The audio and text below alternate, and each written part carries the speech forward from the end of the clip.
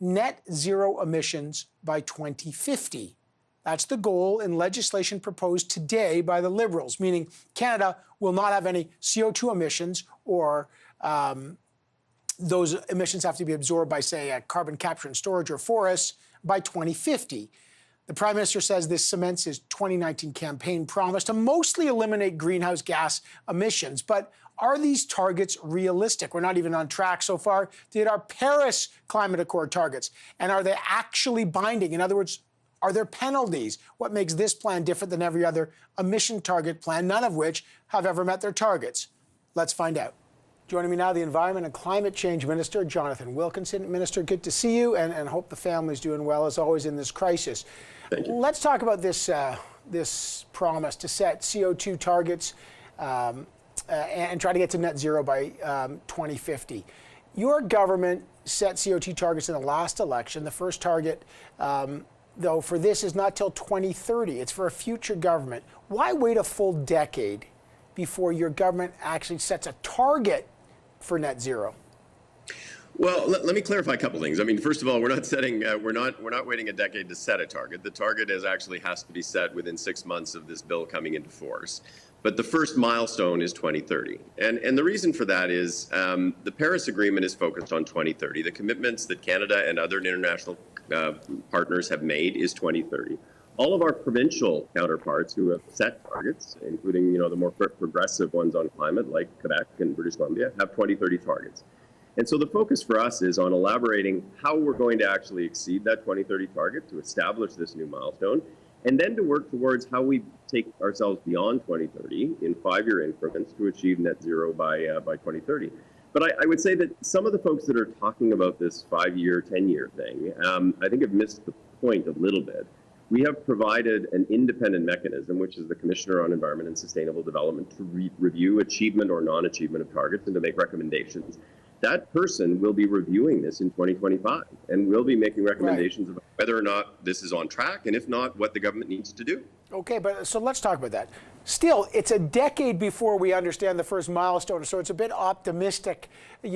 Government setting decade-long targets is pretty tricky. Second of all, I know the bill says these are legally binding, but there's no penalty. So yes, I understand the Environment Commissioner can analyze and review this, but there's no penalty. So if the government doesn't comply, if the government fails to hit the targets, which, by the way, every government seems to continually do, there's no penalty. Why not? So you've made two different points, and let me respond to both of them. First, there is an ability for Canadians to be able to track progress, both because there's a requirement in the legislation to report on progress, but secondly, because the way we report progress to the United Nations, and we will report under this law, you can actually look at the implementation of all of the emissions measures that will enable you to get there. And that will continue to be the case. And in fact, with the enhanced climate plan that we will be bringing forward shortly, you will be able to do exactly that. But in terms of what is the penalty, I mean, I think folks need to take a bit of a step back. The ultimate penalty with respect to this kind of legislation is governments actually have to set targets. They are required to have plans. They are required to bring forward reports to review progress. They were required to report on achievement. There is an independent arbiter to actually assess that. And if, in fact, the government is not doing what it committed to do, the ultimate sanction is Canadians who care deeply about the climate issue will defeat them. That is how a parliamentary system works. That's how a democratic system works. Sorry, respectfully, yes, we have that mechanism, thank goodness. But look, if you don't achieve targets, for example, on clean drinking water, right? You make promises, you got to keep a promise, and the purpose of the laws is not just to use the one mechanism of an election. This is a legislation that doesn't have a benchmark for a decade for a future government. There's you call it a legally binding enforcement, but there's no penalty, so there's no teeth to that. But and Evan, just say, hold on, I think it's important for people to know. Let's take your example, Evan, on the drinking water issue. I mean, that's exactly right. Governments make promises. They are expected to deliver on them. And if they don't, they are held accountable by electors. That's exactly you guys the drinking water issue as it is here. But come on, you guys didn't meet your target on eliminating clean drinking water, and you got reelected. So the question is, why not more penalties? Look, for 3 decades, Canada has never met a single one of its climate change targets. Why should we expect this to be different? Well, I think you can expect it to be different, number one, because this is actually legally binding. Up until now, governments had no obligation to do anything whatsoever, to have a plan, to have a target. I mean, that's how you ended up with a decade of Stephen Harper, who committed to a target, never had a plan, because there was no obligation to do it. So it is fundamentally different in terms of how things have... Sir, you're using the term... I think it's important for people not to just futz around with words here. You call it legally binding. What's the legal penalty? Like if a government doesn't meet the target, what happens? If the government doesn't meet the target, it is required to report on that. It is required to bring forward recommendations about how it corrects that. It is required to have an independent third party to assess that and provide recommendations about how they assess that. But I mean, let's be clear, Evan. I mean, the ultimate sanction in a democratic process is the elector. And you can play with gimmicky ideas around, oh, well, you're going to fine somebody for not meeting a target or those kinds of things. At the end of the day, the sanction is if Canadians care about climate change, they will make their government pay for not doing the things that they said they were going to do. I'm really surprised that you would just dismiss things like a fine for not meeting target as gimmicky, because those are very critical enforcement tools used all over government. I'm surprised you would dismiss that as gimmicky. They're actually not used all over government, Evan, nor are they used in any other country around the world that has this kind of legislation. So I'm not specifically, yes, but nobody's meeting.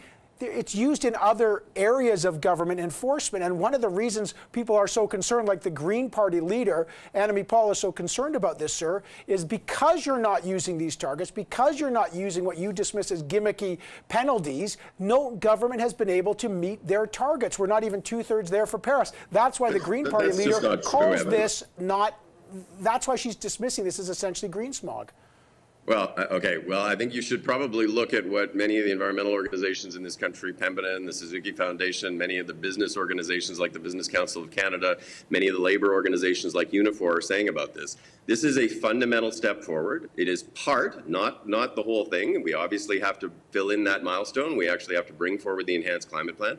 But it is part of an overall approach, right, not only to protecting the environment, but to actually ensuring Canada will be competitive in an innovative, low-carbon economy of the future. That is exactly what this does, and it creates obligations on government to do things that they've never been obligated to do in the past. Just last question, but this is what the Green Party leader, who will join us in a minute, says. After 5 years in power and a record of unfulfilled emissions reductions commitments, the government has given us smoke and mirrors. There's only talk of accountability, but a plan that will be developed at some future date. That's not what we expected, not what we need. So she's not blown away, and I get that. We'll talk to her. But just to achieve these ambitious targets, will your government increase the carbon tax? Do you have any specifics of how you're going to get there, how the government will get there? So as you know, Evan, because you've been around here for the last number of years, this government was the first one that's ever brought in a real climate plan, which identified an enormous number of reductions with respect to megatons. We have committed in the 2019 campaign to enhance that, to not only show folks how we will meet, but how we will exceed the current 2030 targets. And I will be bringing forward that plan in the very near term. Okay, I look forward to that. And that's good. It's always great to have you on the program, Minister. Thanks. Great. Thank you, Evan.